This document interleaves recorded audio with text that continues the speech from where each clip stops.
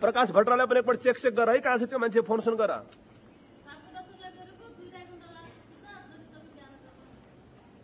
प्रकाश भट्टराईलाई बोलाऊ है त, उहाँलाई फोन गर आफै तिमी। यस, आम ready. Okay, namaste. Today we are in Kathmandu, Nepal, and let's go to know the opinions of Mr. Yogi.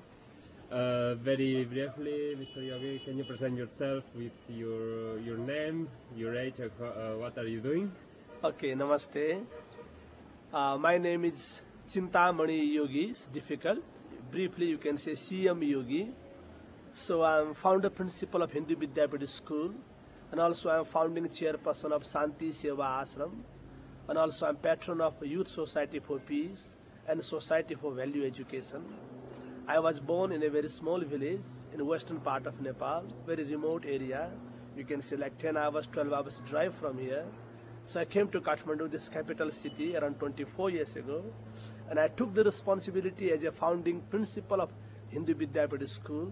So that time I think I was around 22, and now I'm 45, and now we have 3 Hindu Vidyapiti schools, and we have Shanti Seva Ashram, and we have Youth Society for Peace, and we have Society for Value Education. So you can say last around 24 years I have dedicated my life for this cause, serving the community, trying to awaken the society on the basis of a spiritual philosophy, trying to spread the message of value-based education, and trying to integrate the community and give the best service to the community on the basis of Nepalese culture. Because in a country, developing country like Nepal, we have a big problem and challenge now. We may lose our culture.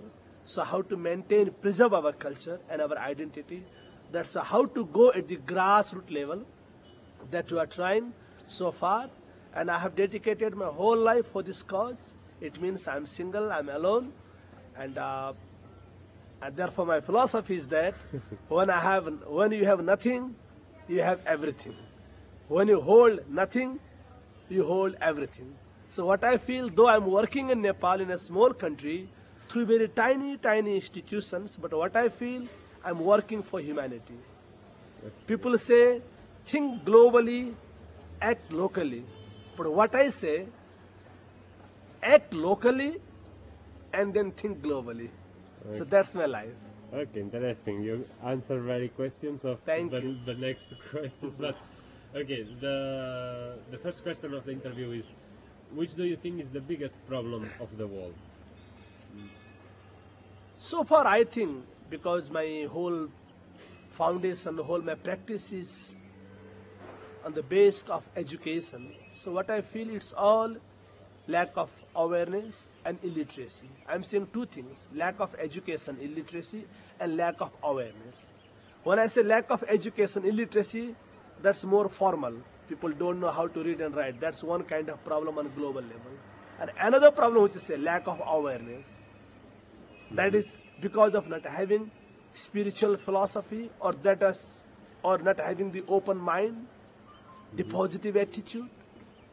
That kind of awareness I'm talking about. There are many people who are completely uneducated.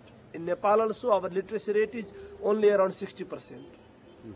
So if you see on global level, there are still many people who are illiterate. They can't survive.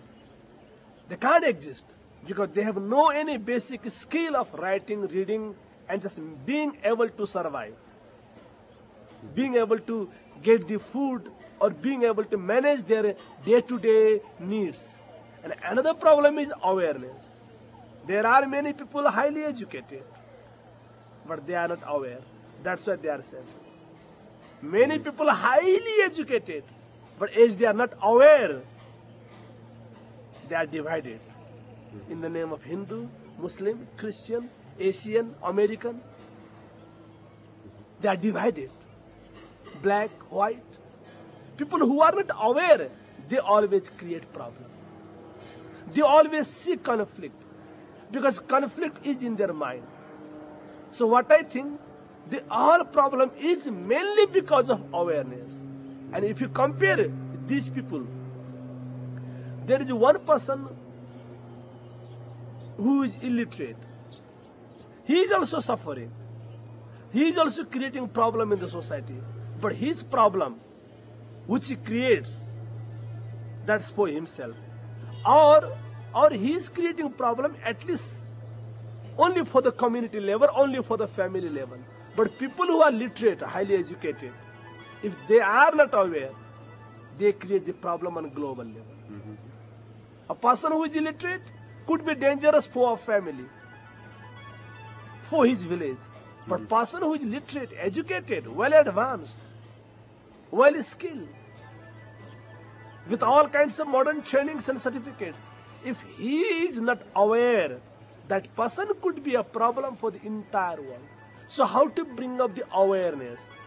And from my side, what I feel, we can bring up the awareness through the value-based education. We can build up the awareness through spiritual philosophy. I'm not saying about religious things. I'm saying through spiritual philosophy, making people realize who you are. I remember a story. A person went to meet a guru and he says, Guru, please give me a mantra. Guru says, please come tomorrow. And the person goes next day again, please give me a mantra. Guru says, okay, come next day. This way, he had been going to meet Guru nearly, constantly 7 days. After 7 days, Guru realized he deserves something. I should give him a mantra.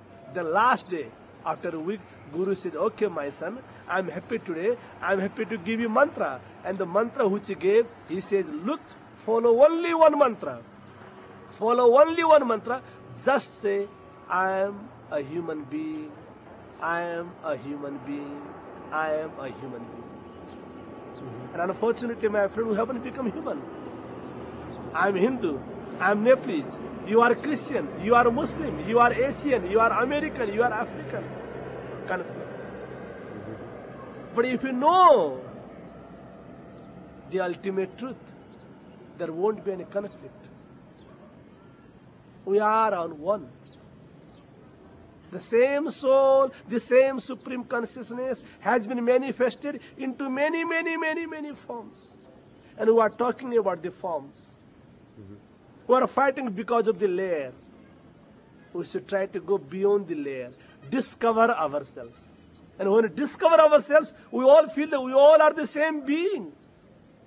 We all are same supreme consciousness. We are the children of same God. And the same God has no name. Because God has actually no name. We do give names to the gods and we create conflict. Therefore, we are trying these things to promote in the society. Our Hindu Vidyapit Nepal school, we have 3 Hindu Vidyapit schools that is focusing on value-based education. And our Santi Seva Ashram that is focusing on spiritual awareness at the community level. We are trying to integrate the society. And Nepal is a very small country, but with more than 100 languages, more than 100 ethnic communities. How to integrate this society? What are the ingredients to integrate the society? So that we are trying. Therefore, we have Youth Society for Peace. We are trying to give them positive attitude. And in Nepal, country like Nepal, small country, people have dream going only America and Europe. So Youth Society for Peace is trying to awaken our youth. Well, you can go to America, Europe, Australia, Canada, and any developed countries for further education.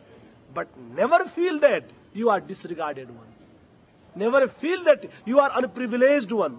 Never feel that your culture, your language, your ancient values are useless. Anyone can go in any part of the world. And every human being has got all kinds of right to learn the best message, best philosophy, best values from any community, from any country, from any religion, from any ethnic groups. But without without being himself, herself embarrassed. Oh, I have nothing. My community has nothing. My ancestors had no any skill. My ancestors had no any philosophy of life. And my friend, if you go to the ethnic community, if you go to the grassroots level, if you go to the indigenous community, you will find there is different kind of richness.